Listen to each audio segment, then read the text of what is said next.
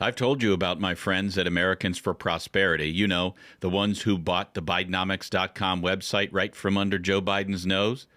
They're the largest, most effective grassroots organization in the country. Following up on their Bidenomics coup, AFP is now launching a national Bidenomics tour to expose the weak Biden economy and hold the lawmakers who voted with Biden accountable. Americans will hear the facts and figures the mainstream media won't tell you about. How Joe Biden and his allies ignored warnings their policies would trigger runaway prices. How inflation is killing homeownership in the American dream, and how workers keep falling behind. And if the Bidenomics.com website is anything to go by, you can be sure it will be a lot of fun, too. To check out when the AFP Bidenomics tour is coming to your area, go to Bidenomics.com. That's Bidenomics.com. It's very clear that Donald Trump's foreign policy of peace through strength worked.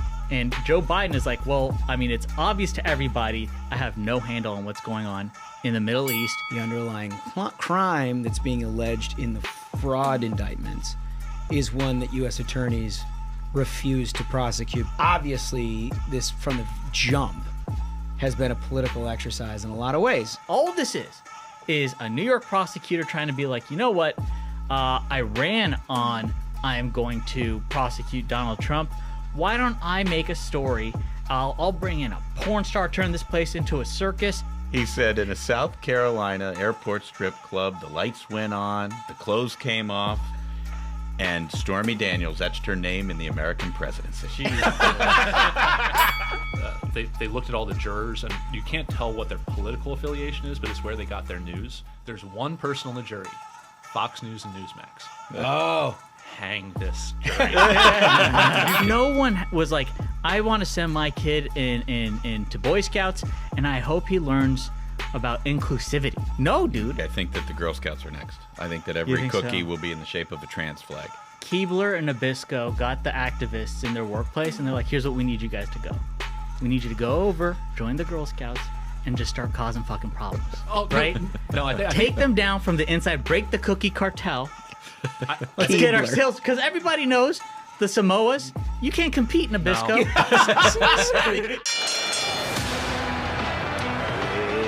Ladies and gentlemen, your attention, please. Just a catching strays over here. You're in for a hell of a show. Keep the faith, hold the line, and own the libs. It's time for our main Welcome back to a big Ruthless Variety Program. We are one down with Michael Duncan, but we are one up. We've got McDaniel in the studio here. Not as good a substitute, but a substitute. Well, I mean, Don't sell yourself. Like half short, buddy. down. How about half down? you're less angry. That is that a good thing or a bad thing? I don't know. Yeah. I mean, that's for the audience to decide. That's true. But boy, oh boy, have we had a week here in the nation's capital. Politics is taking a strange turn here. And I think this is what we're going to see over the next few months. I mean, we're talking about standard mish. We're talking about shooting dogs, whether people have met world leaders. We're talking about brain worms. Yeah, and another great topic. The brain worms thing is a good jumping off point. Because that's the new piece. It came out on Wednesday in the New York Times.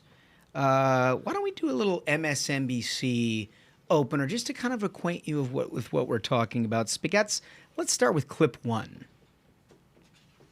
There's a New York Times story. This is real. That just posted under Suzanne Craig's byline. We know her well.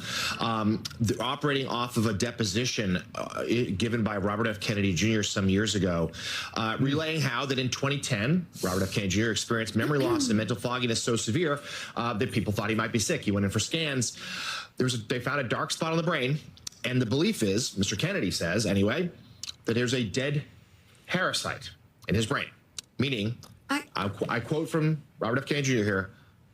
The abnormality, quote, was caused by a worm that got into my brain and ate a portion of it and then died.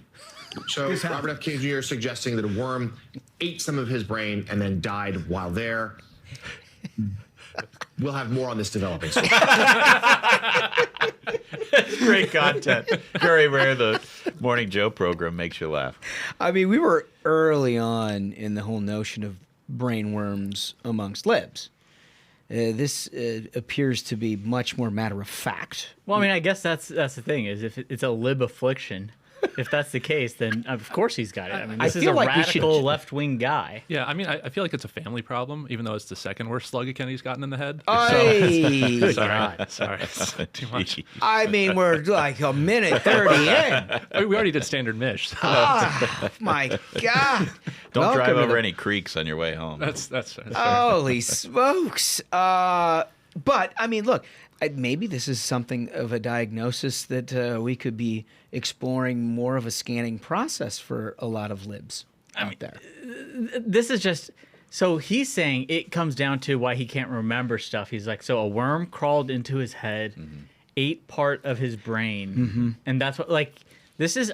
My guess is this is an explanation you tell your wife. When she's nagging you, you're like, oh, I forgot to do this, forgot to take out the trash or something like that. Listen, you don't understand. It's a brain worm. worm. A worm ate part of my brain. Like, do you not understand how difficult a situation that is? Well, the Times reported that, this is according to Politico, the Times reported that Kennedy told attorneys in 2012 that a surgeon at the New York Presbyterian Hospital reviewed his brain scans and after suffering from memory loss, and the surgeon believed it was caused from the worm. Like, it's not just him saying it. The surgeon at New York Presbyterian Hospital said that they ate a portion of it and then it died in his head. No real word as to whether or not it was ever removed or if it just sort of lives within. It's definitely still... Well, look, I mean, think about it. It's definitely still there. The dead worm is in his brain right now because what, are you going to have open... He didn't have brain surgery, right? His head's like a tequila bottle. This guy's got a dead worm up there. Tequila bottle. That's so good. I mean, it explains a lot. Yeah, it does. But, you know, I always like to consider the source when a story is written like this, especially one referring to a major candidate for president. And this is from the New York Times. And you know what this tells me? This tells me that Democrats are more afraid of RFK than they're letting on. Because the New York Times isn't going to write a hit piece about another Democrat unless it helps a more important Democrat. No question. We've talked about that a little bit. I mean, look, my take on that is that Democrats believe that any third-party candidate, no matter what their party affiliation, is trouble for Joe Biden because they don't believe in these key states that Donald Trump can get over 48. They just don't think that there's any way to do it. So if you split it 5 ways, they're less likely to win than splitting it 2 ways where you have a binary choice. And they can get to 50 even with a cadaver, essentially. Well, I mean, I think that's part of it. Is like now it's a choice of which Democrat are they going to vote for that has brain injuries. Well, yeah. Is it going to be Joe Biden or is it going to be RFK? I mean, would you prefer a live Biden or a dead worm? Who's calling the shots? The worm is in there like with joysticks. I love it. Well, we got a very big show for you today. Coming up, we're going to read some of your YouTube comments. Thank you, by the way, to the tons of people who offered comments on our last show where we did the whole VP prognostication and run through and talking about all that. Asked for your feedback. We got a lot. We're going to pick a few of those, and we're going to talk through that. Biden, I mean, dude, just when you think this guy's foreign policy can get any worse, it has. Yeah. So we're going to talk about the latest in what he's doing vis-a-vis Israel and Hamas, Hamas being a core constituency of the Democratic Party, as we've talked about. And then we got some variety. And then we have a big interview. We do, yeah. Larry O'Connor from WMAL and Town Hall. He is an old friend and first writer for Andrew Breitbart's website, Big Hollywood. And he talks a little bit about that and a lot more. So stay tuned. He's a great guy. A lot of people recognize his name and, more importantly, his voice, which has been around for decades in conservative politics. We have a great new sponsor. That's right. A great new sponsor. And this one kicks exclusively to you because you're a user now of the product. So it is, I'm gonna unpack. They send you this nice little travel case for it. It's called Lumen. There it is. Oh, and that looks sophisticated. Yeah, so I think the reason that I got picked as the person to use the Lumen device, it's like a health device, is because I already wear like an Oura right there. I already have a Whoop band. And basically what it does is the first thing you do, you wake up, you pop the cap off this thing, you breathe into it, you exhale, and it tells you exactly what your metabolism is doing. So, Really? Yeah, it's really Wait, what incredible. do you mean? Like, what does that mean? So here's the thing: so I paid a lot of money for a nutritionist, and the advice that he gives me advice on like what to eat, what time of day to eat, and the interesting thing is this has echoed his advice. Oh, interesting. So For those of us who are absolutely allergic to the idea of going and paying somebody to tell me what to eat and when to eat, this seems like a pretty quick solution. So that's the thing is the fact that it is based on a guy who already has a PhD and is a doctor. Yeah. I mean, that tells you that it's not just like, it's not just a magic 8-ball here. It actually knows what it's doing. So, for example, today I woke up, I did it, and it said, okay, your body is currently burning fat for fuel, not carbs. So then it'll recommend what you should eat for breakfast, like what you should eat for lunch, when to eat. It gives you really top-notch advice. What do you do when you wake up and it's like you're a tremendous alcoholic and a slouch? So that's another thing. So using these devices and doctor's medical advice, I've learned that alcohol is pretty much like the worst thing you could do for your sleep and all of that. But the fact that I can get info on what to eat, when to eat from this device, and following it, I already noticed like I'm feeling better, and I'm sticking with it. Like that's why I'm not going to be like, hey everyone, go out and grab this unless I actually think it's a useful device, and I'm sticking with it. And what's it? It shoots the info to your iPhone, like you download an app or something. Yep, you download an app. It can give you notifications of like, okay, this is what you should be eating. This is what your day should look like. And you can sync it to, if you use Apple Fitness, if you use Google Fitness, it syncs all the information there. So like it measures what calories you've burned in those, and then it can use that information. Like it's really Can we get a couple top-notch. more of these? Yeah. I mean, Yeah. you've now sold me, Dude, on this I situation. highly recommend. And I'm the last person that's going to be sold on This this is situation. very true. Yeah, I highly recommend I'm everyone. anything but a health nut. Lumen, please send a few more devices. Like y'all should give it a shot because I'm keeping mine. I'm going to stick to it. Huge believer. All right. So for everybody listening, here's the next step in that. If you want to take the next step in improving your health, you go to lumen.me and use Ruthless to get $100 off your Lumen. That's lumen.me. It's not a .com thing. It's .me. It's important to remember that when you're shorthanding it. Use Ruthless at the checkout. You get $100 off. Thank you, Lumen, for sponsoring this episode. I'm actually genuinely excited. Yeah, about give it a this shot. It's thing. cool. Huh, very cool. All right. So, look, we're going to do some meat up front. You know how he likes the meat? Mm-hmm. Wolf just loves the meat. He just can't get enough of it. He's like, yeah, that's great, but where's my meat? So we're doing the Trump trial? Nope. Stormy Daniels. Loves the meat up front. Thank you. We'll get into all of that and more here shortly. I promise if that's what you're here for, you're going to get what you paid for. But we're going to get into the Biden situation, foreign policy. So it has been now reported and documented and admitted by the Biden administration. This is according to Politico. The Biden administration is holding up shipments of two types of Boeing-made precision bombs to send political message to Israel, according to a U.S. official and 6 other people with knowledge of the deliberations. Now, they have since sent out a statement acknowledging as much. The U.S. has yet to sign off on a pending sale of Boeing's Joint Direct Attack munitions, both the munitions and kits that convert them to smart weapons and the small diameter bombs, according to 6 industry and congressional sources with knowledge of the discussion. Who'd you say is making these things? Boeing. Maybe they're worried the doors are going to fall off. Had you considered that? Well, I mean, maybe they're looking out for Israel. Maybe their expertise is in things that just fall directly from the sky. Oh my God. Unbelievable. They're like, this is our specialty, folks. Boeing is Look out, Gaza. Here we come. Boeing is a wonderful American company. If they want to sponsor the Ruthless Variety Program, Boeing, I have questions if you're listening. Exactly. you see how much we like Lumen. Boeing, we love cluster munition or joint direct attack munition. Cluster munition. We're open to a conversation if you're listening.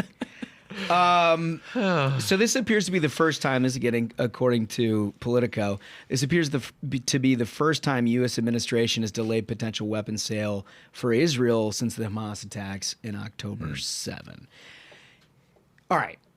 So this is why that is very important. First of all, there's a full-scale war going on that was precipitated by the October 7 attack on Israel. We all know, and we've covered in great detail, how that has gone forward. We also know the backdrop of that is a presidential election, of which a core constituency is Hamas. To the Democratic Party, in particular, Joe Biden, who's struggling to keep pace with Donald Trump at this point. He's trying to triangulate this whole thing. And where this has come to a head in the last 3 weeks or so is this idea that Israel is going to go finish the job in a place called Rafah, where they have a large population base, but also happens to be the center of where Hamas is coordinating attacks on Israel going forward, maybe where hostages, to the extent that they haven't killed them all, are, but that's like a home base in a lot of ways. Protesters have been effective enough amongst the Biden administration to convince them that when somebody comes in and slaughters one of your greatest allies in the world, citizens, that you should be temperate in your response to And let's that. not forget, they're Americans. Yeah. There were Americans there who were killed. There's Americans who are still missing as hostages. Yeah. And the Biden administration is like, well, They're like, well, just they're like the same thing we told folks in Afghanistan. Good luck, buddy. And like, just remember, we were real concerned about aid for a while. It was like, oh, the Israelis aren't letting aid in. And like, it just turned out Hamas was stealing it. And the Biden administration built like a whole port to deal with aid, and Hamas bombed it. And we're like, yeah, it's still probably Israel's fault, right? I mean, that's what you're getting out of all of this. But this is a different level of thing. You'll recall that the congressional response to all of this after a long debate was to provide a lot of aid to Israel in their continued fight against Hamas. What this is a weapons deal. It's not an aid deal. It's a sale Yes. of weapons to Israel that had been long approved by this administration. And in that sale, it was to be acquired in the last couple of weeks. What happened ultimately was that the administration wanted to withhold the delivery of that sale in order to extract some kind of assurances about what Israel was going to do on an offensive in this Rafah area. Boy, that sounds pretty familiar to a lot of things that Donald Trump was talking about with, like, Ukraine, what ultimately got him impeached. Congressional intent is clear. No question about that.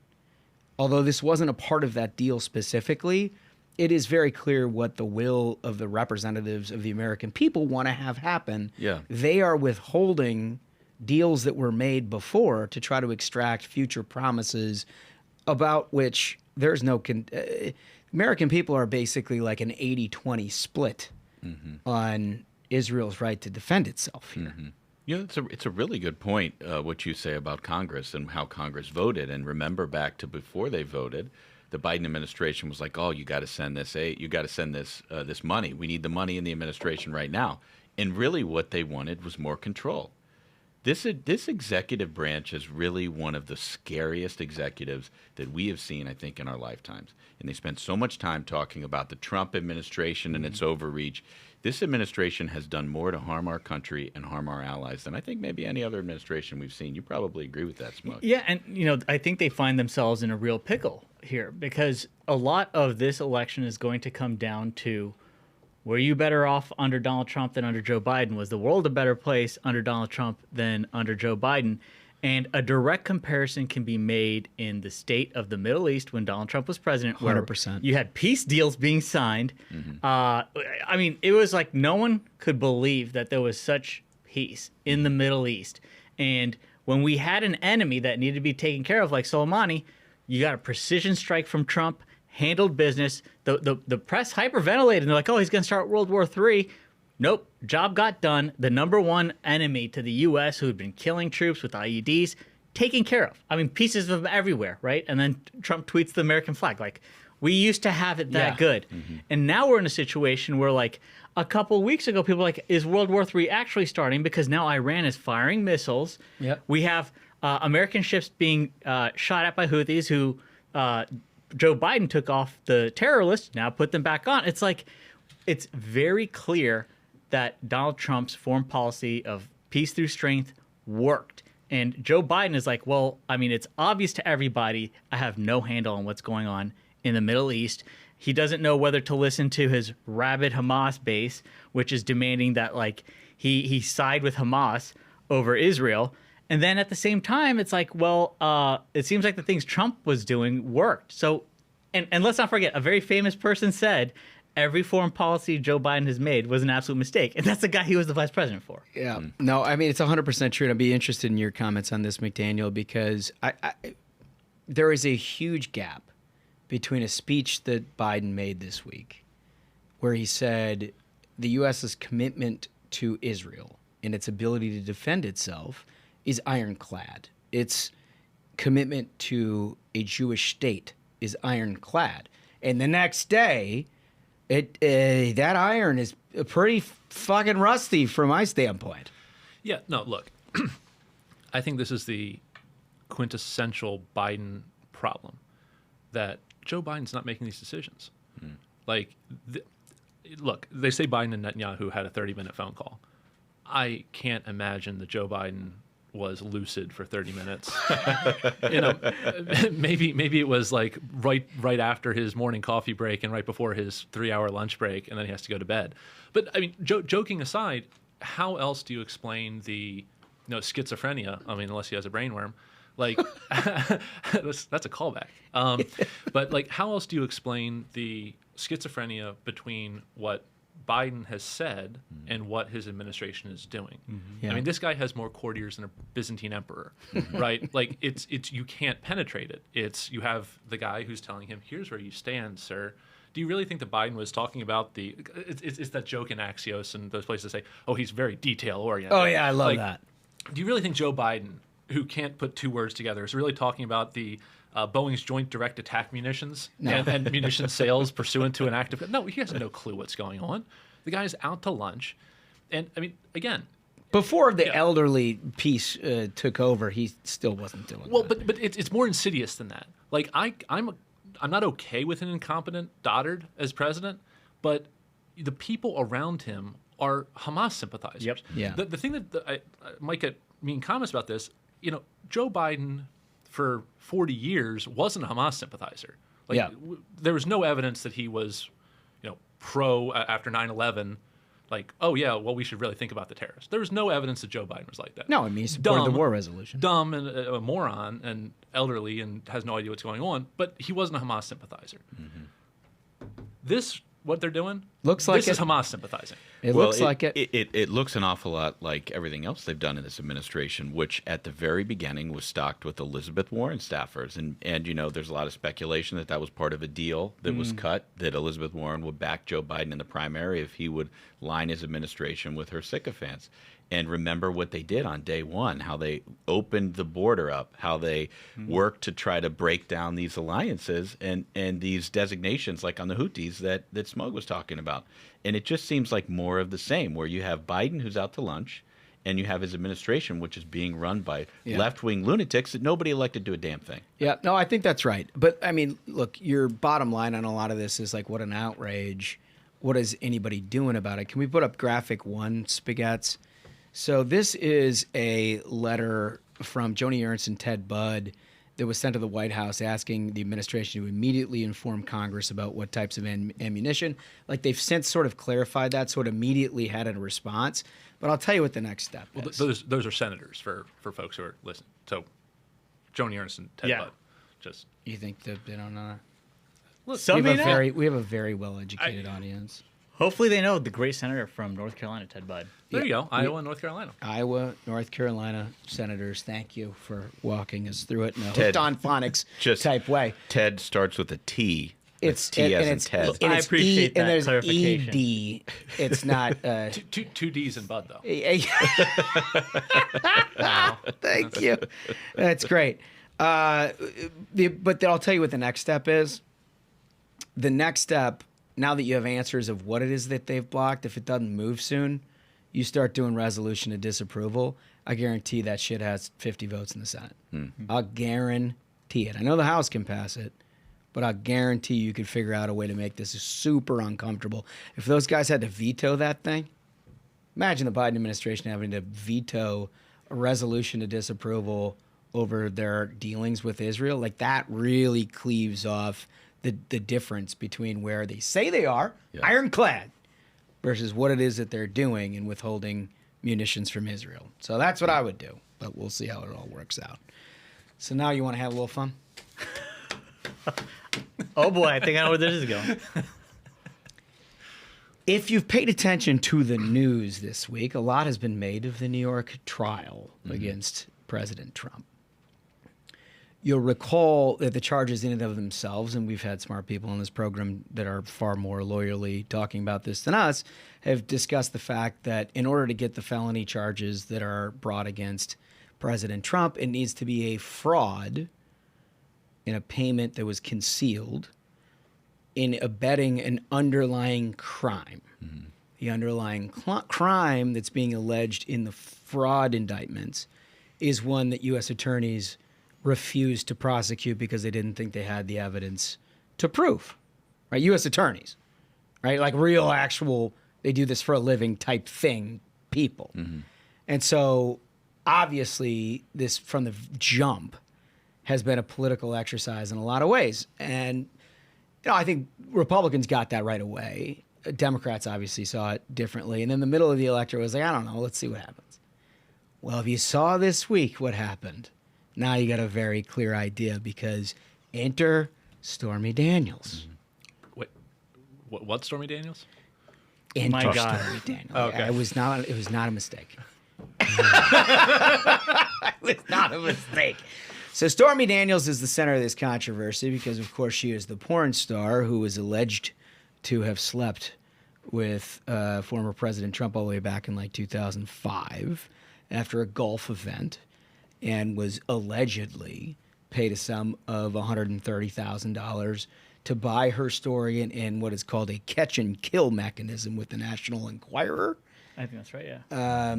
where they would buy the story and have her sort of NDA'd not to share it beyond that. With editor David Pecker.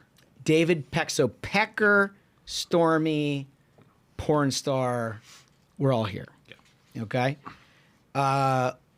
What was clear at the beginning of this prosecution, because they tried to pull up like a former alleged affair that Trump had, is that they were trying to basically sully the character Exactly. of Donald Trump that had nothing to do with the underlying charges that we've already just explained don't exist anyway in terms of the law. They're trying to obtain a conviction of President Trump based solely on what you think of him in Manhattan.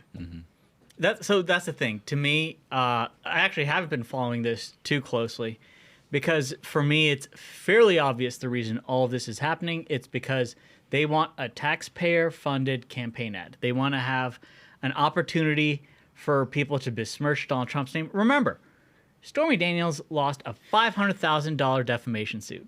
She owes Donald Trump $500,000 that she hasn't paid, right, for defamation. Right.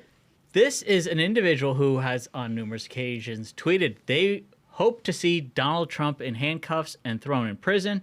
That I think during testimony, she said she hates Donald Trump. That's not a reliable witness. This is someone who, first off, has an extreme monetary motivation to claim that they had a relationship with the president. And they've shown in the past their willingness to sell that story for money. Again, this is someone who owes $500,000 in defamation to Donald Trump that they have not paid. And all this is a New York prosecutor trying to be like, you know what? I ran on I am going to prosecute Donald Trump. Why don't I make a story? I'll bring in a porn star, turn this place into a circus. I'll make sure he's not on the road campaigning.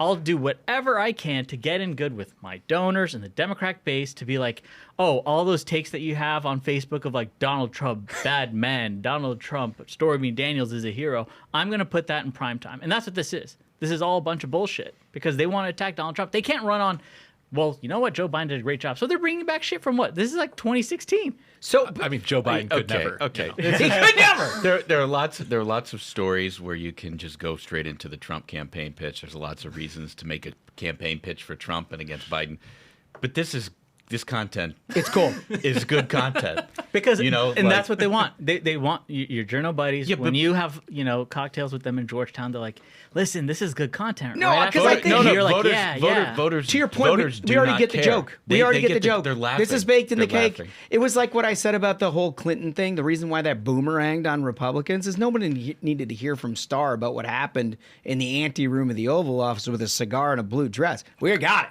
Yeah. We got it. Yeah. We know exactly what went down.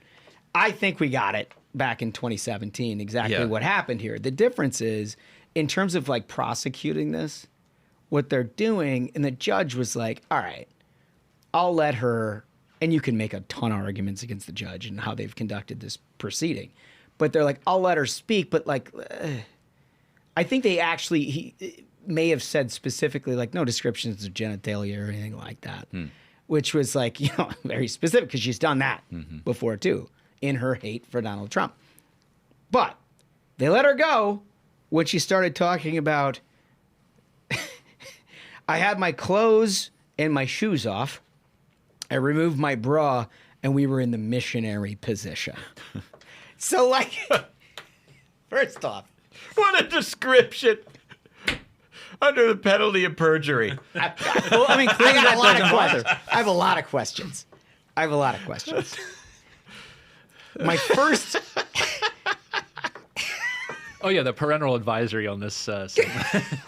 my first question is, okay, so Stormy is being allowed to talk about the sexual position that she's in. This is a financial fraud case. Yeah. Right, exactly. That's Right? exactly it, dude. Like, what does this have to do with anything, if not for the underlying principle that this is all sort of a charade Bingo. to try to politically damage President Trump? But I think to your point, Ashbrook, there's nothing that's been said about Donald Trump that could be said in the future, Right. and it is what it is. He's still leading. Right. We heard Nobody's confused about this shit. Right. We heard all this 7 years ago, too, to your point. And I mean, this led to some incredible stories, including one feature piece where this guy, I think it was Matt Flagenheimer from the New York Times, Yes. went down to a South Carolina airport strip club just to see Stormy Daniels perform. And do you know what he wrote? The guy's a great writer. He said, in a South Carolina airport strip club, the lights went on, the clothes came off, and Stormy Daniels etched her name in the American presidency. Jeez. Something to that effect. And it's just like, it's just comedy. It's way too Democrats- much. Democrats actually take themselves seriously. That's They the actually thing. think people are watching this and thinking anything other than this is ridiculous. Yeah. What are you doing? You're making a mockery. I can't imagine McDaniel in all your years practicing law. You've never cross-examined a porn star. I haven't, but I've represented some club owners before. That was fun. No, there's stories, Baltimore stories there. No, this is the fun of like state level trial courts. It's the Wild West. Like this isn't federal court. Like, I mean, back and forth of like, because just for the audience, as of yesterday, Judge Cannon down with the Docs case kicked that case. That's not going to go probably before Election Day. Looks like the Supreme Court is going to hold on to the January 6th case. That's not going before Election Day. Georgia has its own sex scandal. That's not probably going to go until Election Day. So of the ones that go, it's this one. It's this one. It's this. It's this one. It's this. But the In standard missionary, no less. well, see, that's the problem, Holmes. You've hit on the problem here. We were hoping for a carnival, a dog and pony show. I mean, you were hoping you had a billionaire and a porn star, and that's as salacious as it got. This is what we've got here. Listen, her testimony from the jump has been questionable. She has a different version of events in a book that she wrote a different version of events in interviews that she did when this whole thing popped back up. And she has a different version of events in testimony before a court under penalty of perjury. You mean to tell me standard mish? I don't buy it. It's a porn star, for crying out loud. Even if you're willing to buy the most salacious version of Donald Trump, and there's some elements I can buy. Standard mish? So if this is what we're working with? Now he has the right that he doesn't have to testify, right? In a criminal case, Donald Trump does not have to testify. But if I'm Donald Trump, I might want to get up there and testify just to set the record straight. Because if a New York jury is going to convict me, I might as well go out looking like a billionaire playboy. You're like, no way I'm that boring. A steak, a Diet Coke, and standard mish? That's not Friday night. That's not a Friday night. That's not our president. Oh, my God. You're very quiet on this, Mike. No, I mean, I already said my piece. I mean, it's just gonna stick to the talkers? It's not a real talker. It's obvious. I mean, this is a smear campaign. And the thing is we hear all this about Donald Trump, but you know what you can't say in the press? You can't talk about in the press? What was in Ashley Biden's diary? What did she say about shower time with Dad? We don't have any no questions about that. There's a very interesting, comparison between, oh, God, whose salacious details is every station running on prime time, and there's someone who went to jail for exposing what's in that diary. It's very interesting. I think that's the question people aren't talking about. Everyone else is like, oh, wow, this is so salacious. Stormy's back. Well, why isn't it that both people running for president aren't getting smeared in the press? There's only one person. It's super obvious what's going on. Look, it's the reason for this. It's because the media is lined with Democrats. That's right. And they want the Democrats for the to same win. reason that the Hunter Biden laptop was Bingo. a Russian deal, Yep. right? I mean, look, it is a tale as old as time. No bad news for these folks. Nobody's buying it. Yeah. No, right. Nobody's buying it. Right. And you can say whatever it is that you want. The only damaging aspect to this entire testimony, in my view, is the standard mish. Everything else seems like information I knew yesterday that felt like, I don't know. Look, if you're going to judge your vote based on character, there's a lot in the Biden administration that you can base that on too. And you have to ask yourself what affects your life. Yep. Is the Stormy Daniels situation more important than, I don't know, your bank account or whether or not your son and daughter has to go off to war? Mm-hmm. Like, is that more important? I don't know. I think most people have internalized all of this. Also, yeah, all of this was baked in after the Access Hollywood tape, right? Like, this was already baked in. People knew what they were getting with Donald Trump, and people don't really care. Like, sure, like people, it's salacious, and maybe he didn't make the same choices that you want your, upstanding pastor to make. But we're not electing him pope, right? We're electing him president, and he did a really good job as president. And how is what he did in 2016 disqualifying? Like, so even if he's guilty, he was guilty his entire first term of this, yes, and he still accomplished everything he accomplished as president. So this is a crime that occurred prior to his first term.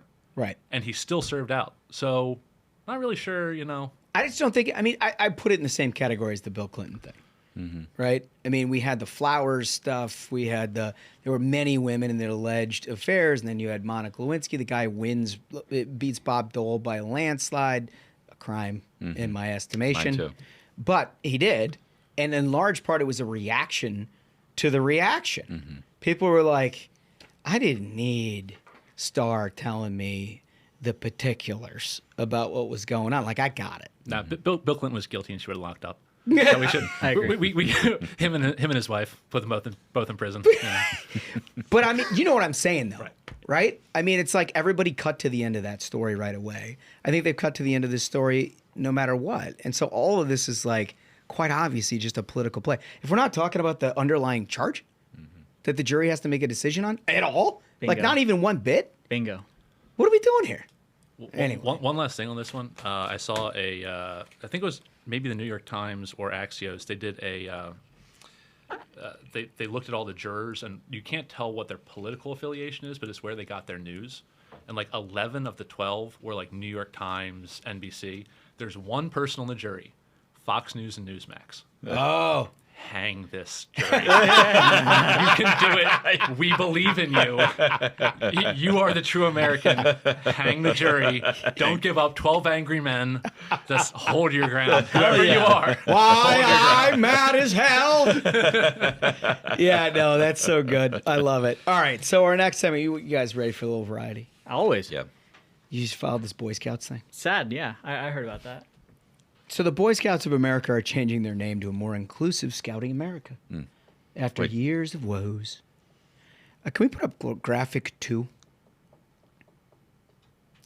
That's the current chairperson of the Boy Scouts. I don't see a name here, but I just want, just for reference. Oh, Angelique, it's a woman? Angelique Minette. Well, in this day and age, Smug, how can one tell? But Angelique apparently is representative of the new Boy Scouts of America, which is now called Scouting America. And the Boy Scouts are changing their name for the first time in 114 years. Well, boy, if you've been around for 114 years and now's the time, that says a lot about you and the culture. Today's the day. It's a significant shift as the organization emerges from bankruptcy following a flood of sexual abuse claims. But Maybe if they had changed the name, then there wouldn't have been the sexual abuse. Maybe that's what triggered the sexual abuse is the name. let's put Angelique back up. I want to see it. Yep, So it Angelique was the name. has been unfortunate, had to speak on behalf of the Boy Scouts of America for a long time. Now she's relieved. Or she, I don't know. It says right here in the doc, the first woman chairperson. Yes, there we are. So, I mean... Well, there's a woman chairperson of the Boy Scouts of America. You don't have to do a lot of math to figure out how we became scouts. I mean, bankrupt this organization again. Like, bankrupt them again. They didn't learn the first time. Well, I don't know anybody who would now be comfortable with this situation because they've actually now told you exactly what it is that they're up to, right? I've always had my questions. So I mean, so here, I'll give perspective. So when I was growing up in Colorado, I was a member of the Scouts. You seem like And a we- big scout guy. Cubs, And what Cub did Scouts? we- yeah. Cub Scouts or Tiger Cubs? I was a tiger, then a wolf, and then a weeblo. Okay. We learned how to cut shit with knives. Yeah. We learned how to shoot guns. I mean, what Start a a fire. radical idea. Start fires. Steel and flint. Yeah. First aid. Yep. Like, this is useful information. This is a cool, Going on dads long would take turns journeys of being with like, other okay, boys into the woods. well, it was. See, that's the problem. Is they had too Just many kidding. folks who were thinking in that way. I But the thing is this was an organization where you have kids learn. Okay, it's a fun, essentially just like camping, shooting, having a good time with the guys. And How what did this become fucked up? That's Like, the you know how thing. hard you have to How? work to get a bunch of kids teaching how to shoot and make fire into that situation?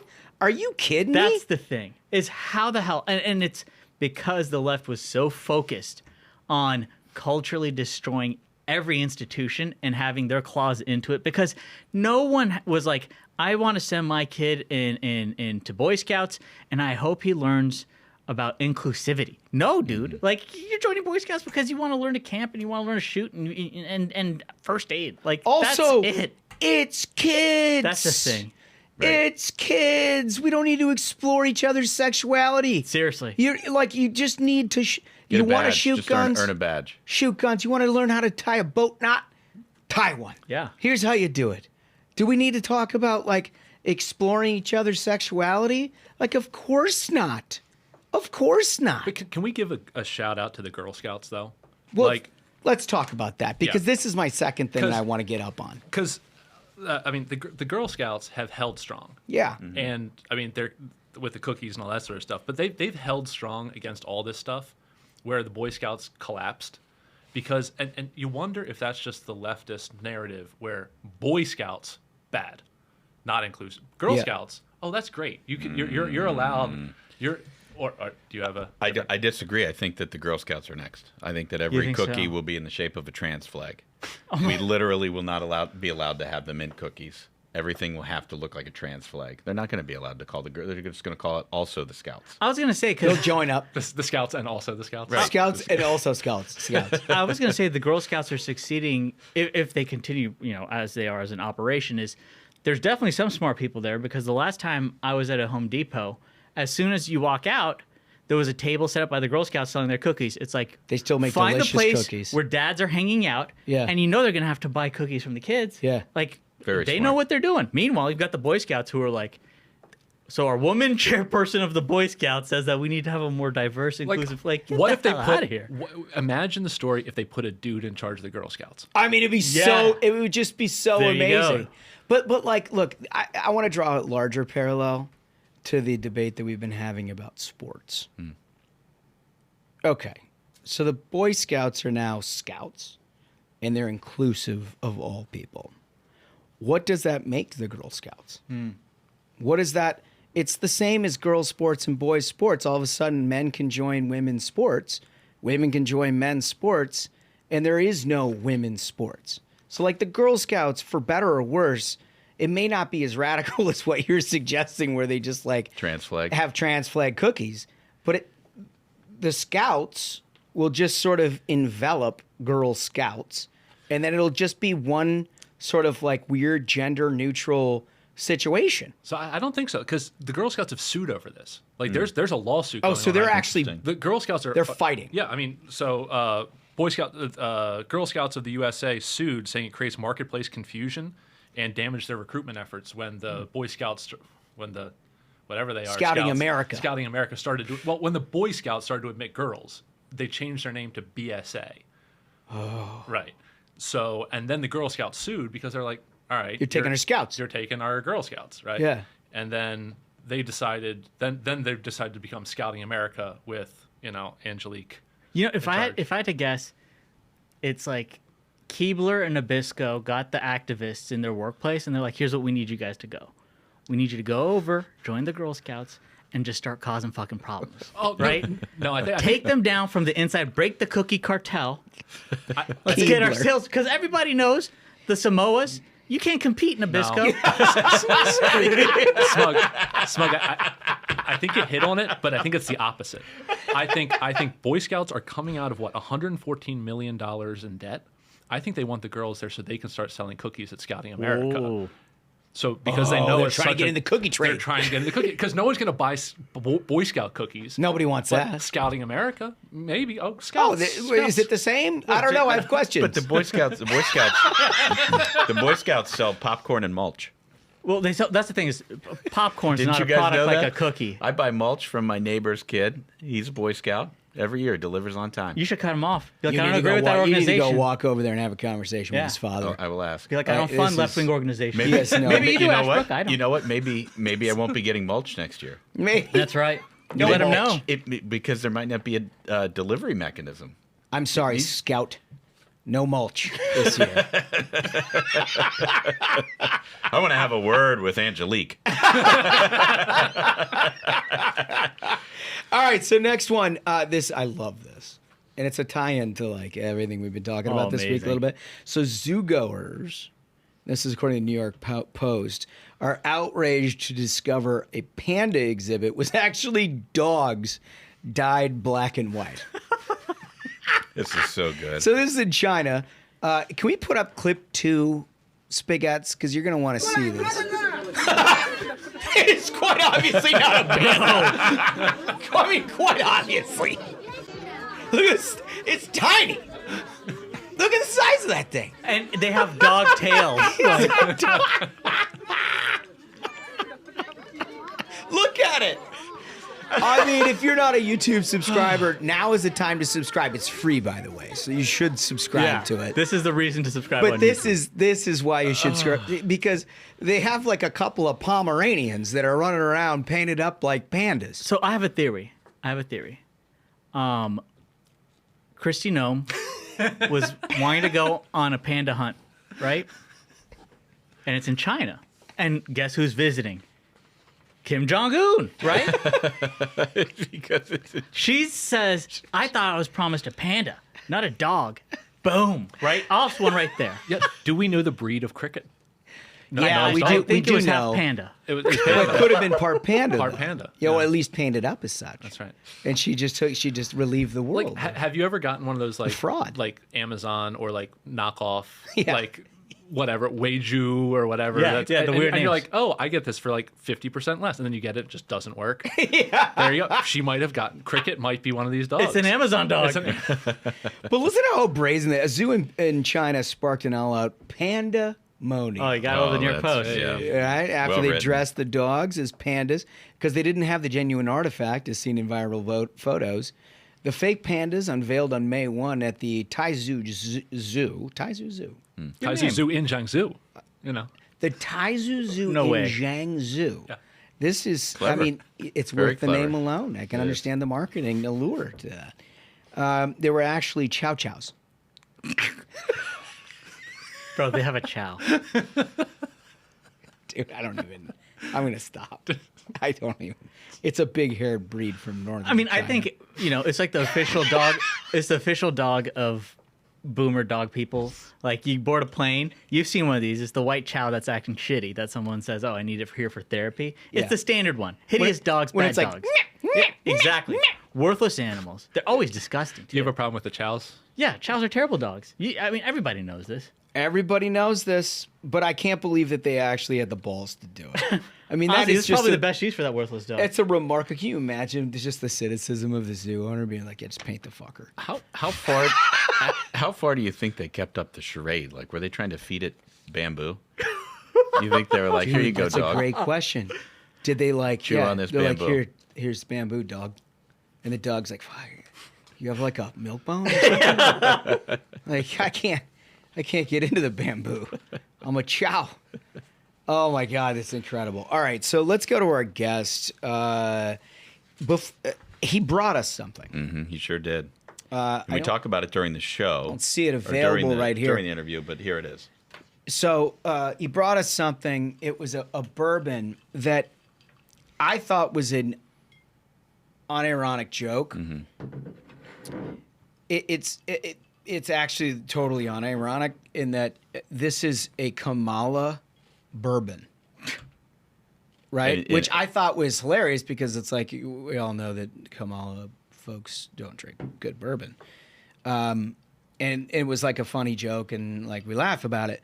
But I thought we'd just give it a taste just to see what this thing tastes like, right? I mean, because they look on the back of this thing, they say it's called Madame.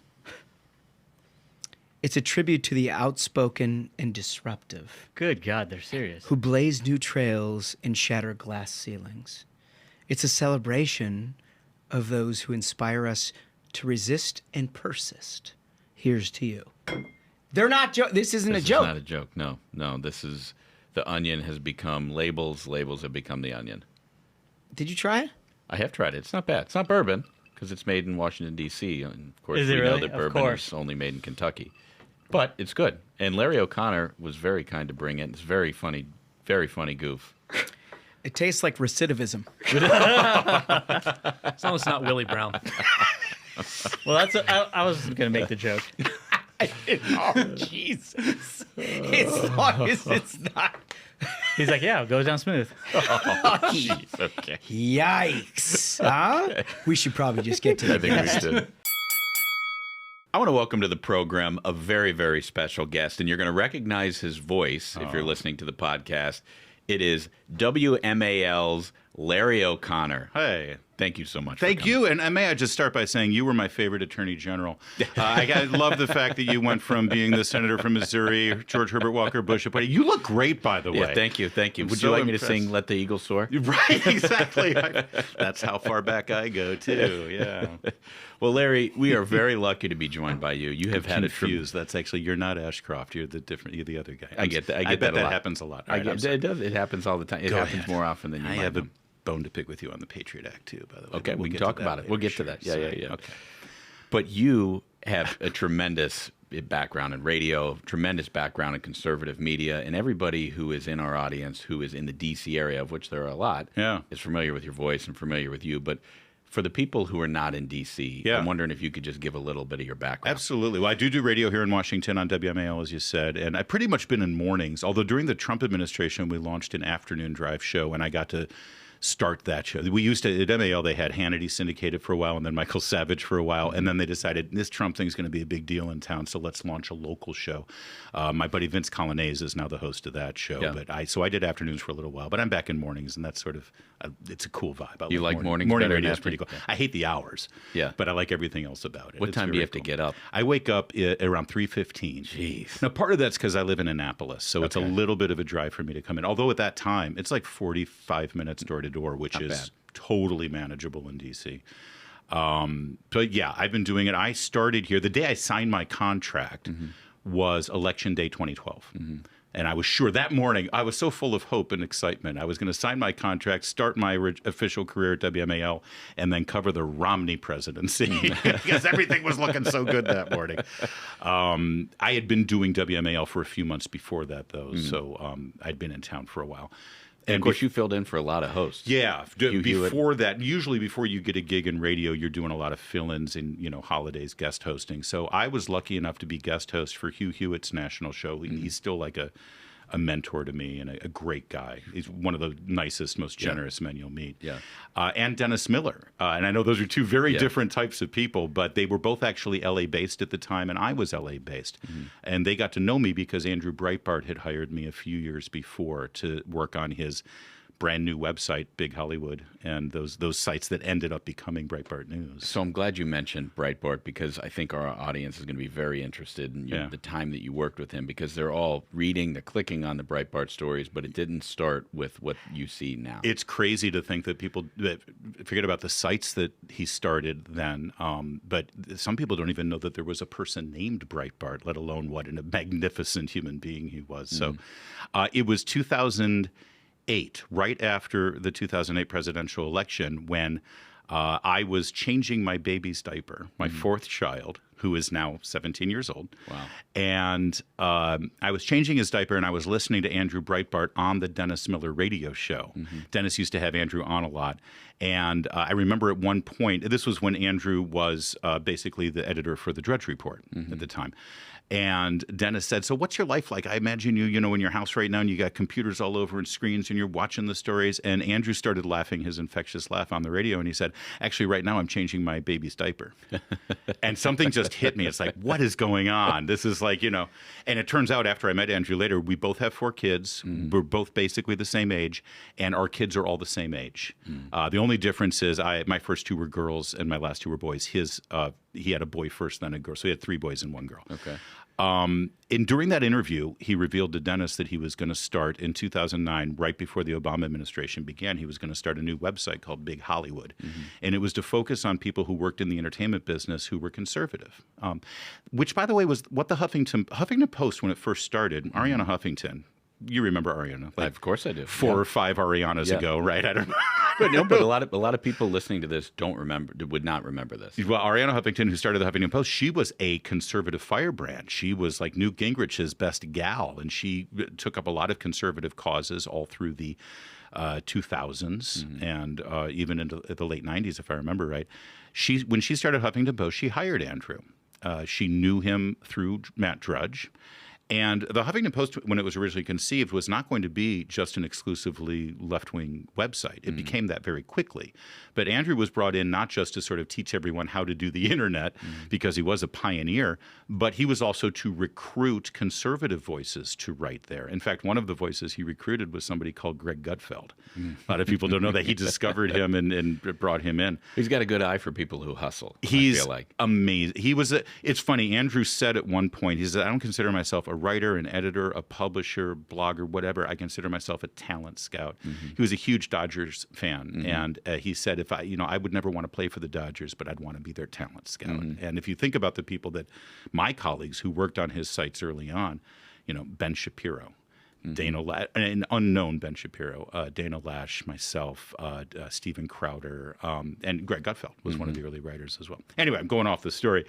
He said he's starting this website. It's called Big Hollywood, and it's going to be for conservatives in the entertainment business. At that time, I was the general manager of the Schubert Theater in Los Angeles. Really? So I was managing Broadway musicals. And I had done that in New York for 5 years, right out of high school. And then they shipped me to the company that I worked for, Schubert, which used to manage the National Theater here in D.C. Oh, interesting. Okay. So it's that kind of shows. Schubert, I've heard of that. So big, like the Kennedy Center, like Les Miserables and Beauty and the Beast and Rent and all these big musicals. That's what I was in charge of. For 10 years, I was the person managing that theater. And then when I left the company and started my own production management company and theatrical production company. But the whole time, I was a conservative. I was a conservative Republican. I grew up in Orange County, California during the Reagan era. It was hard not to be a conservative Republican growing up in that culture. And I was very much an odd man out. You know, the entertainment industry leans to the left, but the theater industry has lent so far to the left that they've fallen and they can't get up. It's just crazy. It's so radical in the theater business.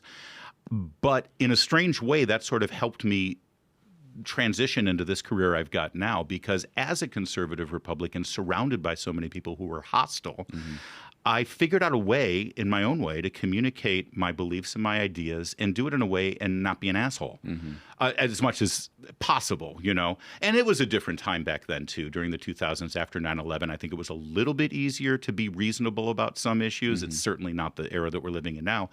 But I think that helped me when I sort of transitioned to this second career. I reached out to Andrew and I said, listen, I'm in the theater business. I know you got a lot of TV and Hollywood film friends, but here's who I am. I sent him links to myself and said, you know, I'd love to, you know, try out, because I've always been a news junkie.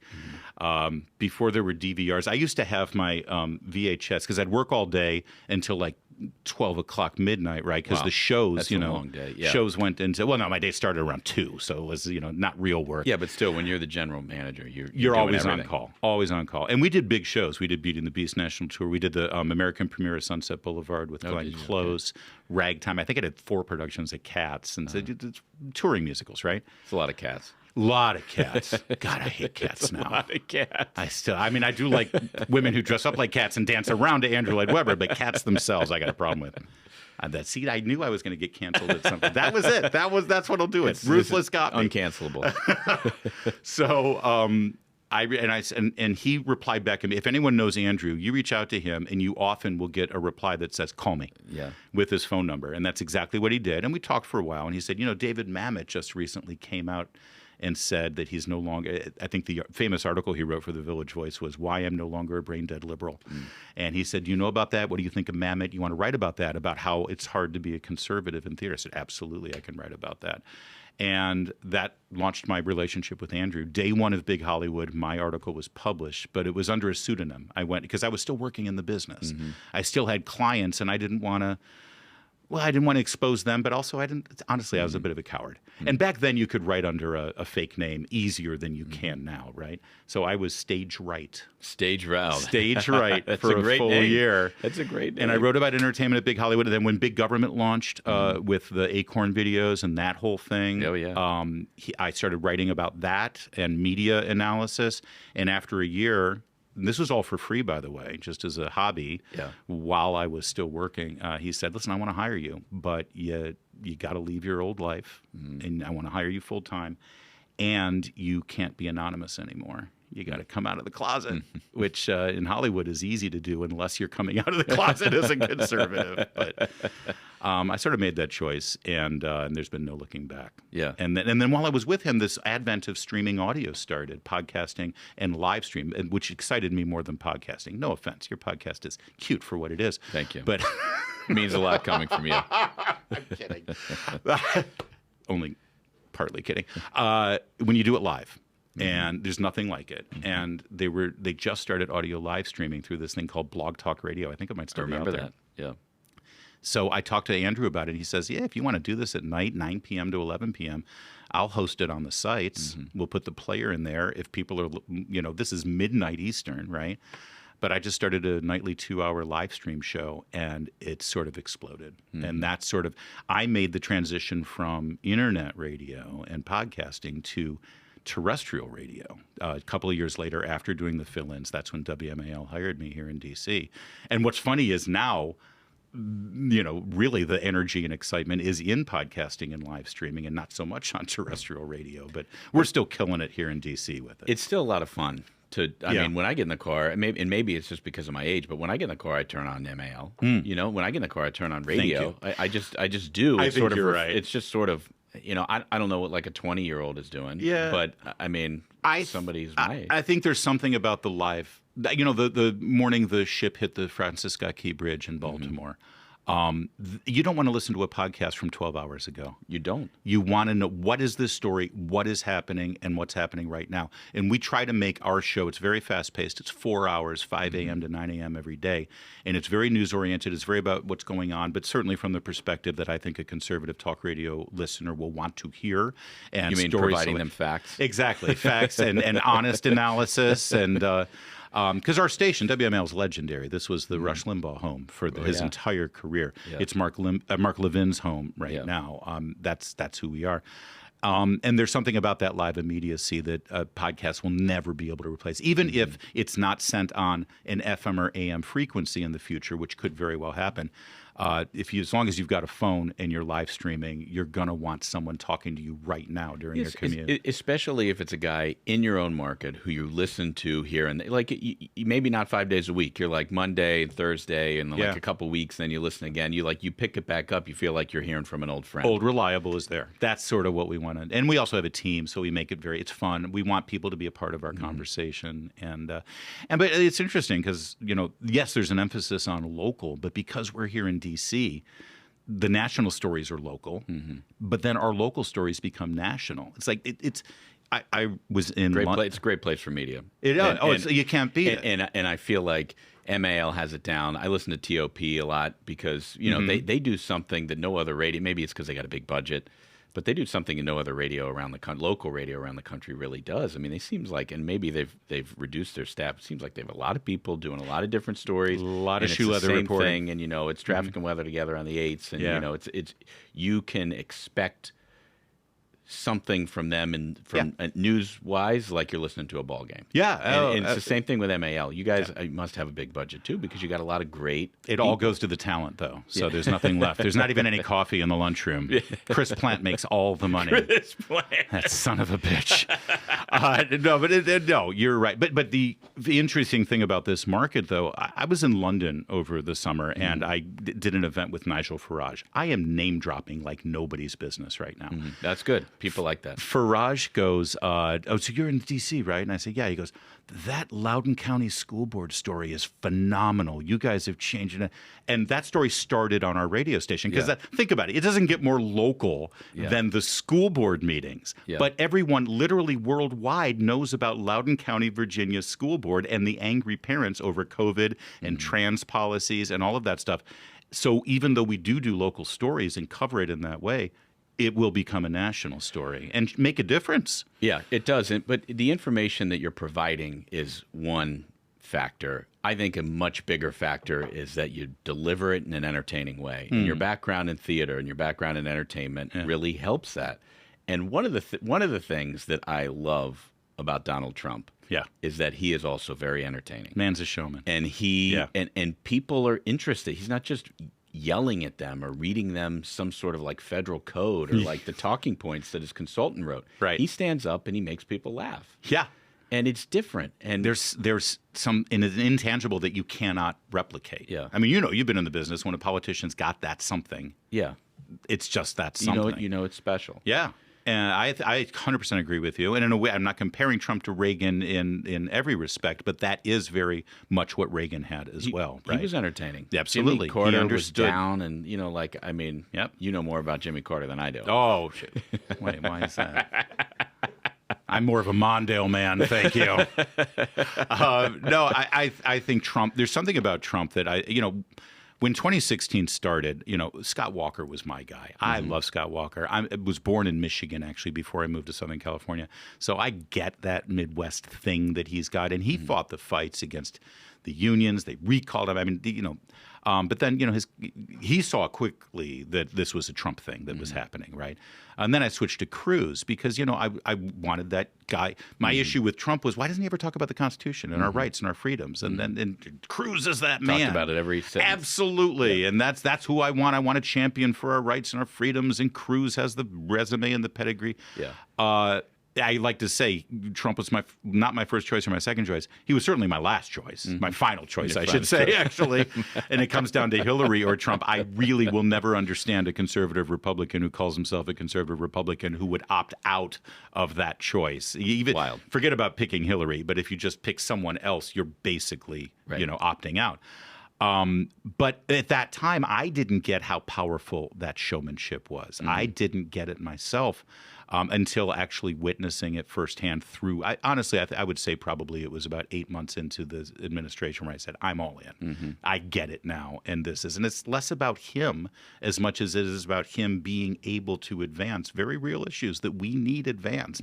And I think he's the only one with the balls to do it at this point. With a smile on his face. With a smile. And he'll make you laugh while he's doing it. He really will. And you can see why he's a good salesman. I think he was, everybody knows the stories about when he was calling the reporters. I mean, I think he's the greatest press secretary that was ever invented. Yeah. I mean, nobody works the press better than him. And he acts like, I'm against the press. The press is the enemy. And, there's a lot of truth to that. But some of it's a bit, some of it, the guy is doing everything you're supposed to be doing and making fun of them at the same time. Right. So everybody laughs, and then he also checks the box of keeping relationships alive. I think you guys said the other day on Ruthless that you would love to just sit on the sofa and watch cable news with him. Yeah. And who wouldn't want that? Who that? Would not want to hear him do a Mystery Science Theater 3000 while watching cable news for 3 hours and get the breakdown and analysis and just unfiltered and unplugged? 100%. Yeah.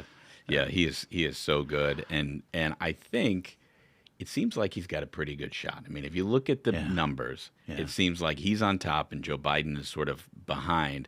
But there's a new guy that is changing things right now, and Robert F. Kennedy Jr. I don't know if you've ever talked to him or I haven't. We've put the feelers out. I think he'll get to our media soon. Yeah. He's doing a lot of new media, internet media, and I don't know because he still sees what we do as regional. Yeah. But I'm looking forward to it. I want to interview him. I don't want to vote for him. I don't want him anywhere near the White House unless it's there to honor his late uncle. Right.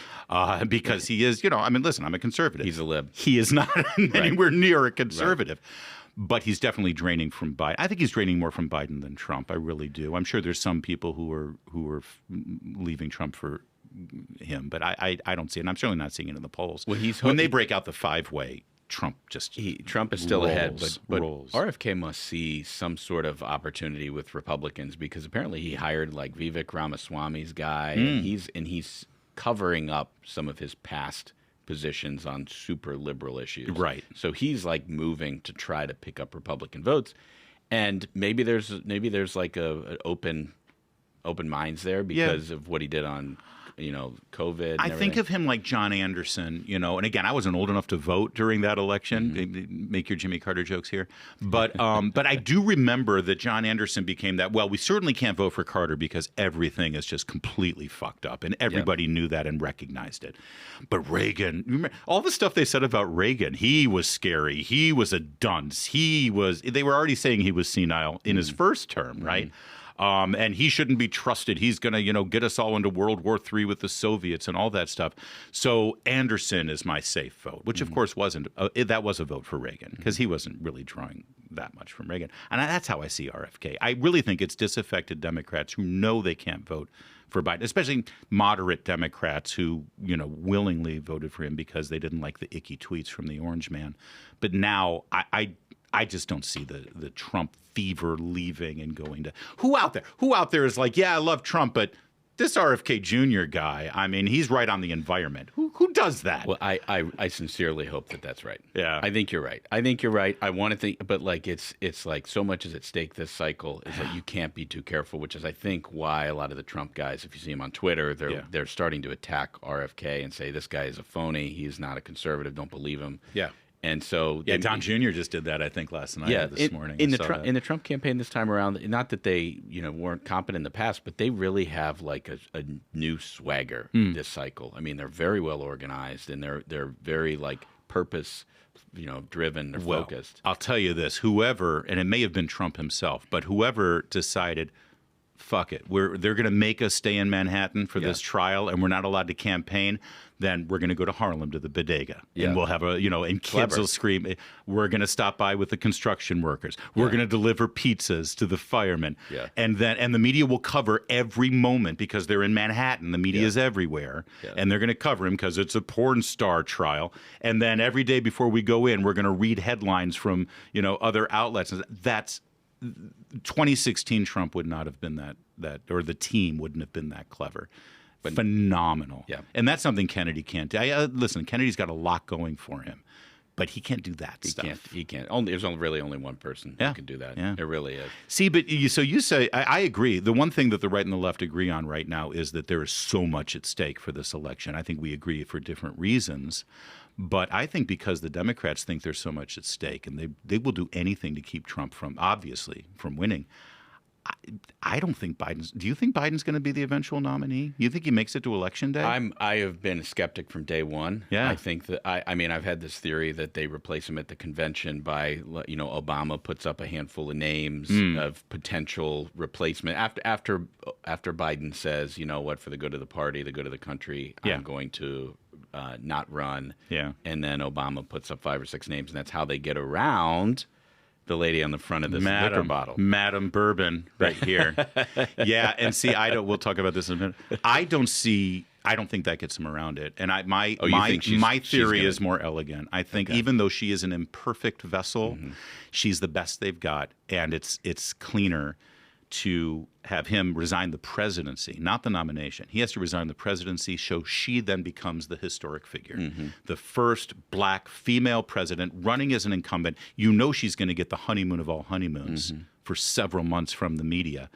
Anything she does is going to be perfect. She'll do an international tour and meet with King Charles, and it'll be a PR blitz like you've never seen for this historic figure.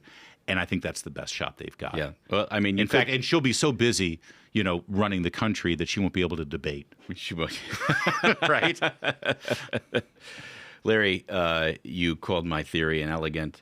You messed up my name, and you said podcasts suck. You belong on this show. Yeah, well, I feel like nobody belongs on this show quite like you. They said bring the ruthless, right? And clearly, and I scared Smug away, so that's something as well. That's a good thing. He's bad. He's having lunch with Bill Kristol, isn't he? Yeah, probably. He usually does. I will they have never super forget secret lunches. Before Bill Kristol had completely lost it, I remember that he was still sort of at least showing some level of cordiality to people. And he was constantly engaging with Smug in a very friendly way. I don't think they talk anymore. I don't think they do either. I don't think they do. Yeah, but you were kind enough to bring bourbon to the show. Yeah, we love it. I was told you like your bourbon, and this. Can I read the back of the? Please so do. This is called Madam. Have we already done a close up on this? It's called Madam, and it's got a beautiful. Is that the official portrait? I think so. Yeah, Kamala Harris? They took it right from the White House. Let me read the label to you. This is how shameless this is. Outspoken, disruptive, American.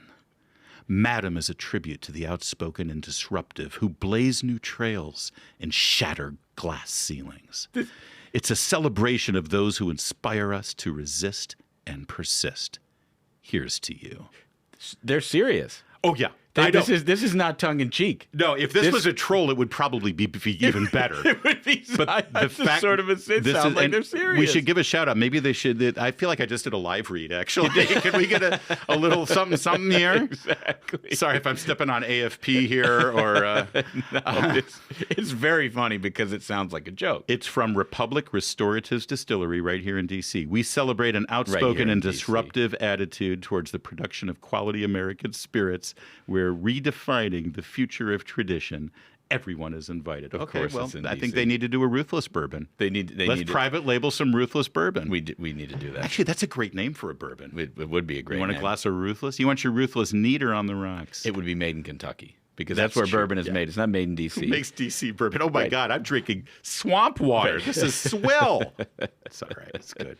Yeah. Have you ever really had a bad bourbon? No. I mean, honestly, even the worst bourbon very is good. Yeah, Very, very good.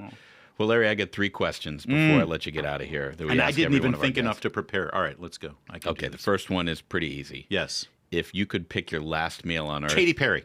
Oh, sorry. I thought it was a different 3 questions. Sorry. Oh my gosh, Meredith, I apologize, but you know how I feel about Katie. Okay, sorry. Go ahead. It could be that. Yeah. Could be that. No. It's Yeah, that's actually yes, one it of the most could. creative answers I've ever heard. Last meal on Earth, what would it be? You know, I'm going to go back to my roots in Detroit, Michigan. If you've never had, and everyone talks about New York pizza, Chicago pizza, and New Haven, and Detroit pizza. So good. Beyond belief. And there's a place called Buddy's Pizza, which is the Detroit pizza joint.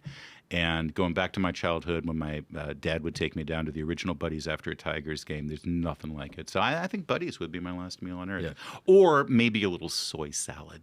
Okay. Soy salad. No, I'm kidding. It would be Buddy's Pizza. What are you pairing with that, Buddies? You a glass of wine, a beer? I'm a wine guy. Yeah. Yeah, I know that's like taking away my blue collar cred. No. But wine is blue collar now. It's very accessible. And Glenn Youngkin made me the unofficial ambassador to Virginia's wine country. Oh, really? After I helped him single-handedly win the office. So. Yeah. Well, I'm glad you're here. You can take us there. Oh, absolutely. Anytime. You show us around. Anytime. The wine country in Virginia is pretty fun. So I would do a nice Merlot. I know people don't like Merlot, but I like Merlot with my pizza. That's how I'd pair it. Boehner likes Merlot. Is Boehner? I think Boehner's Merlot. I don't think Boehner's too picky, actually. Let's face it. All right. Second question. Yeah. You have had a very successful career in theater and then conservative media and writing and now in radio. If you could go back and redo it over again, and you could do anything you wanted to do, what would it be? Honestly, I know this sounds corny. I think I'd just start my radio career earlier. I loved what I did before. I loved that life. I still love the theater. I've read my oldest daughter is actually in the business herself as a manager. But I love what I do so much right now. I mean, between 4 hours on WMAL, and then I do an hour show every day at Town Hall, a video podcast, and I do stuff like that. I love it. So I wish I had started earlier because I feel like I've only been doing it 13, 14 years, and I feel like I could do another 30 years. So Yeah. I know that's corny. It's not. No, but it's not. I love it so It's much. not. It's like it proves that you're doing what you want to do. Yeah, and it's not work. Yeah. I mean, the hours suck, but it's not work. Yeah. Yeah. I'm going to drink more Madam. All right. Well, last question. Yeah. We have this view at our program that people are motivated by one of two things. And you're familiar with the old ABC Wild World of Sports, thrill of victory or Yes. agony of defeat. Yeah. And I think you understand the difference between the two. And I'm wondering, Larry, where you find yourself. Are you motivated by thrill of victory or agony of defeat? I am terrified of failure. I am every single day I wake up to make sure that I don't end up on the losing side of the ledger. It's not the way to live life, but it's just who I am. It's how I was. Maybe because I had a Jewish mother and a Catholic father. I'm not sure, but I was like, constantly burdened by you better not fuck up. So I'm motivated by because I felt defeat in my life before, and I don't want to feel it again. It takes something to get you out of bed at 3 a.m. every day. That's right. That's right. So that's my answer. I wish I could be the positive, upbeat. Oh, are you kidding? I'm just going for the gold. No. Yeah. I'm making sure that I don't end up in the trash heap. That's what I'm doing. Yeah. Well, if people want to learn more about you, hear more about you, I know they can find you on MAL. Yeah. But where else can they They find got you? the MAL website. They got Town Hall, where I do my video stream every day, and then also on social media. Larry O'Connor on X. Are we calling it X? Are we still calling it X? You can call it whatever you want. Yeah, but I don't know what do you call the actual posting on X? Though, is it I a just say tweet? tweets. Is it a zeet? Is it a Is it a Musk? Some people say, I'm going to put out a Musk. Did you read my Musk? It's the worst Musk ever. well, you're putting out a lot in the mornings. Like, Yeah. I feel like if people want to get up and they want to get the news in the morning, they're not in the D.C. area, they should get your Twitter feed because you're tweeting out everything you're saying on the radio. We're talking about the topics all the time. I also have one of those locals pages, so we have a live chat going on during the show too, at Larry O'Connor Locals. But honestly, if you want to know more about me, you should subscribe to the podcast, and that's who I am. What you hear on those is what I am. Yeah. Well, Larry O'Connor, thanks so much Hey for man, coming thank you, Mr. Attorney General. I really Yeah, appreciate well, it. you're welcome. Great job. Yeah, thank you. Great interview, Smash. Great interview. Yeah, well, he's such a great guy, and he wants us to come on his show, and I think we should take him up on it at some point. I mean, like, he's got such a great audience here in D.C., and he's been around for a long time. I'm really interested to hear what he talked about with Andrew Breitbart, and he's seen a lot in conservative media over the years. He's also a huge deal in Maryland. Like that broadcast from MAL, like people really listen and pay attention. It was a big deal. Well, Yeah. it definitely cut his teeth in some hard times and stood the test of time as a voice of conservatism in a lot of different eras of it. And he used to work in theater, and so I'm a little bit disappointed that the old man Michael Duncan couldn't be here to break that part down. Oh, he could have done maybe a song with him. That would have been nice. And I think Larry O'Connor would have taken him up on it. a little number. Yeah, because the guy he was a general manager, as you heard, he's general manager for a theater in L.A., and that's where he met Andrew Breitbart. Amazing. Wonder if he still has the ends where we can get Duncan on stage. I think that was a great idea. That would be wonderful. Mrs. Duncan, if you're listening, your dreams are about to come true. All right, before we get out of here, we promised you that we were going to read some of the comments that we asked for about the vice presidential selection, what your opinions are. We just kind of laid out basically what Trump was saying about everybody and tried to ballpark it a little bit. Smash, do you want to give this first one a run? Yeah, this first one is from Annie827, and Annie writes, Tim Scott is most likely to be chosen, in my opinion, for which I have no other basis than a gut feeling. If I could choose, I would be Progrum or DeSantis. So she likes the governors. Someone who'd make a great future president. Trump is a wild card if there ever was one. So honestly, who knows? That's typically smart comment from a typically smart audience. Yep. McDaniel, you want this next one? Sure. So this comes from Ron Wilson, 84. Ron says, I think Elise Stefanik should be VP, a fellow New Yorker who started to reveal the craziness on college campuses. Plus, she'd be good at the convention, good on the campaign trail, and good in the administration. It's interesting. We didn't cover her a lot on last episode, but that is a name that has continued to come up, and she's obviously had a lot of effectiveness in rooting out anti-Semitism on campus. And she got like at least 2, maybe 3 college presidents fired. So that's a feather in the old cap. Always good. Smug? So this comes from the J. Brown. He says, Vance has everything you could want. He came from a poor background in a broken home, yet overcame that all to become a veteran and U.S. Senator. He's a true example of the American dream. Plus, watching him debate Kamala would be spectacular. I completely agree. Like, that debate, I would pay top dollar because he would wipe the floor with Kamala. I can't even imagine her in a debate at all. Yeah. Let alone somebody who can hold their own. It'd be very, very entertaining. All right, last one. This is from Moore Steven, and he writes, I'd want DeSantis as VP. The Dems are most afraid of his abilities and as an effective GOP executive. I agree with that, by the way. That part is exactly true. Tim Scott presents well and could bridge some gaps in party outreach. He lacks executive experience, though, which is why Progrum is formidable. He's unoffensive and personable, except to the leftists, because he's a rich white male that supports the fossil fuel industry. I mean, look, that's probably all right. I would also say that, like, it's probably why he's qualified.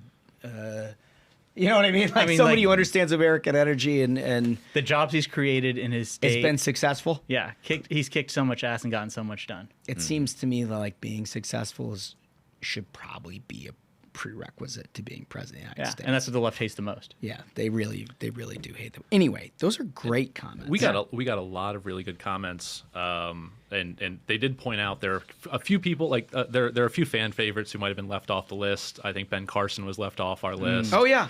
Yeah, he's a favorite of. Remember, he was a HUD secretary in the Trump administration. Wasn't he one of the only ones who stayed the whole time? Yeah, he was there the whole time. And so if you don't hear a lot about him, it's because he was doing a pretty good job. Right. They couldn't find a lot on him, so that's certainly a name that we should inject. That passes the loyalty test, right? Yeah. That's that checkbox. Then there were a lot of folks who wanted Tulsi Gabbard.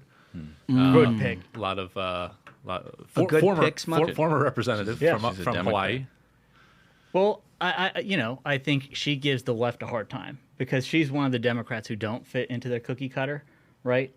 And adding a woman to the ticket would help. And I think that, listen, there's a lot of folks who listen to her voice, and she wasn't just going with the party line.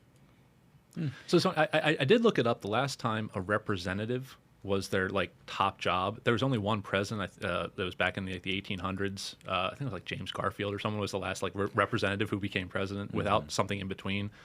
But it's a real hard for any of the people on the from the House to get in without having that. I think Holmes, you mentioned it the other day, having that statewide office. Yeah, And she's been out of office for a while. The last major party nominee with a VP ticket, Kemp. There you go. Kemp. Bob Dole. Pick Dole. Kemp. The big Dole Kemp Well, ticket. I mean, Paul Ryan, right? Oh, yeah, I guess it good does point. count, Yeah. yeah. No, I forgot about that one. Didn't, Paul Ryan. but that's why you don't put a House member on the ticket. Well, so we got two losing. I mean, it's a losing thing, right? It should have been the Senate's kitchen a long time ago. Right? The other name that came up, the other name that came up was Sarah Sanders. Oh yeah, well she's a remarkably accomplished young woman who has got an incredible approval rating in Arkansas. If you talk to people within the Trump administration, she was one of the very few who could go into President Trump and disrupt the narrative of what wanted to happen, to say that these are the unintended consequences, that was well taken by everybody in the administration, including the president. So with that skill set, and that's universal, you can talk to anybody within the administration, they will tell you that. So like, yeah, you can't write her off. I don't think she wants it. I think she's a young... And she's a governor. She's got a great Governor. gig right now. Yeah. So I like, who knows? But a lot of names out there. Yeah, another name I'm not sure we mentioned is Mike Pompeo. The world is Oh, becoming an even interesting. more complicated place day by day, and he's a guy that has a pretty firm grasp. And, if foreign policy is a huge issue this summer, maybe he goes with somebody like that. Interesting. Multiple time guest here on the program. Yeah. So that's one of the things I think I pointed out maybe to Smug or to you guys last night was the number of, like, we were the presidential clearinghouse for presidential guests. They Yeah. all came on. We also seem to be the vice presidential clearinghouse. Yeah, we've got it. 'Cause We've had they've it. all come on the show, but for maybe one or two. Yep. I mean, maybe One, because Smug just holds a grudge. Well, he's not going to be vice president anyway. let's be serious. yeah, Little Marco's not getting picked, but that's the thing. Is like this is a great stop. If you want to be heard and you're a conservative, this is the place to go. It is the place to go. And don't you think for a minute that everyone's not listening to it? Because that's the thing that's Yeah. going on. The hidden little secret. You're listening to this, doing your job, thinking about the things that are important in your life, and you want a little information. Everybody who's like picking VPs and vetting VPs, they're listening too. So you're listening along together. So we need to do the shameless point. plug. We need to do the shameless plug. So just one thing to explain to folks: if you're listening on audio, we'd love you to give us a 5-star review on whatever platform you're listening on, whether it's Spotify or Apple Podcasts. If you're finding us on YouTube, if you're listening to us on YouTube, so the YouTube algorithm pushes good things up that get more comments and more likes. And if you hit the subscribe button, that doesn't mean you're paying us money. It just means it tells YouTube that you like us. Yeah, So- we're not charging a darn thing. Well, Smug is, but I mean, he'll send you the bill. But not really. You'll actually send Yeah. me the bill. That's true. Good point. But so what we'd like you to do, we actually are running kind of an internal experiment here. And we would like you, if you have if you've listened this far, you clearly like the material. Either that or you've skipped to the end just to get it over with, which we appreciate the view anyway. But if you've made it this far in the video, please just take a second, click the thumbs up button. And if you're not subscribed, please subscribe. And we're kind of running an internal test here to just sort of watch how the numbers improve. We've seen them be improving, but we really do appreciate the folks who commented. Please comment again. Things you like, questions you have. Like we're reading the YouTube comments, which is something they tell you not to do because people are mean. But please give us questions, and we'll start taking questions. And we'll be able to respond to some of the good stuff. And if you want more sort of insight into Smug's daily life, now that we know he's a Lumen user, it opens a Pandora's box into like what a common day in Smug's life looks like. I'd like to hear about that. If you've got questions about it, I have questions too, and maybe we can all get them answered together. That's a great idea. That is a great idea. So Send with them in. that- Send in the questions. So with that, Fellas, it's been a good week. Enjoyed it immensely. I think we've done it. I think so. Absolute banger of an episode. Gentlemen, thank you so much to our guest, Larry O'Connor, and thank you so much, Minions, for listening. Hell of a week. So until next time, Minions, keep the faith, hold the line, and own the libs. We'll see you on Tuesday. Stay ruthless.